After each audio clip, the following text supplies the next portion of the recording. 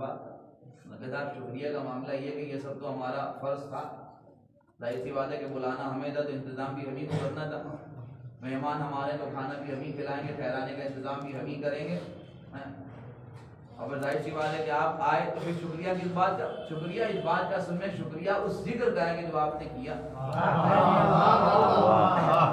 इस दुनिया में कोई भी चीज़ उस जिक्र का बदल नहीं हो सकती, उस जिक्र का बदला नहीं हो सकती। लिहाजा शुक्रिया, शुक्रिया का मतलब ये हुआ कि शुक्रिया उस जगह पर इस्तेमाल किया जाता है या अदा किया जाता है कि जहाँ पर हम बदला देने से कासिर हो। जब किसी को किसी चीज का बदला न दिया जा सके तो उसे कहते हैं हम शुक्रिया। शुक्रिया का मतलब ये कि आपका ये अमल इतना वजनी है कि हमारे पास देने के लिए बदले को कुछ नहीं है, लिहाजा शुक्रिया। इसका मतलब यह हुआ कि शुक्रिया में नेमत हासिल करने वाले की तरफ से इस बात का इकरार होता है कि हम तुम्हारा बदला अदा नहीं कर सकते।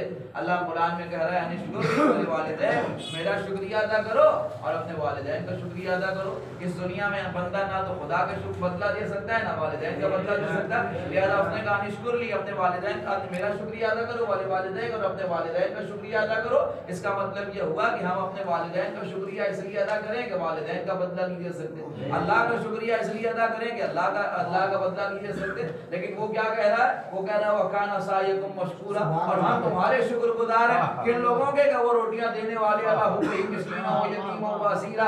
सोच समझ के मुझे बताइए, इसका मतलब यह हुआ कि बंदा अल्लाह की नेमतों का बदला न दे सके तो अल्लाह का शुक्रिया, वालिदैन की नेमतों का बदला न दे सके तो वालिदैन का शुक्रिया। खुदावंद आलम ने अहले बैत पैगंबर का शुक्रिया अदा क्यों किया?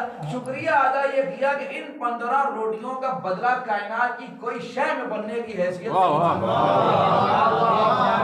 इस दुनिया में कोई शय ऐसी नहीं थी जिसे रोटियों का बदला करार दिया जाए। जन्नत और हरीरे जन्नत तोड़ने के बाद भी जब महमूद ने देखा कि बराबर नहीं है तो उसने कहा वकान असायत सलावत पढ़े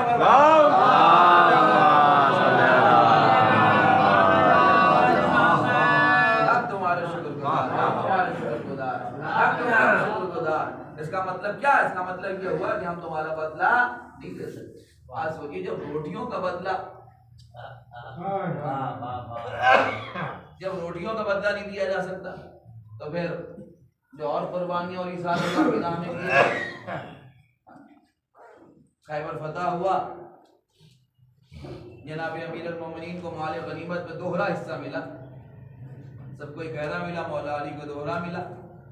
जनाब अमीर घर पहुंचे, आपने सुना ना कि वो माल गनीमत ऊँटों पर बाल करके ले जाया जा रहा है।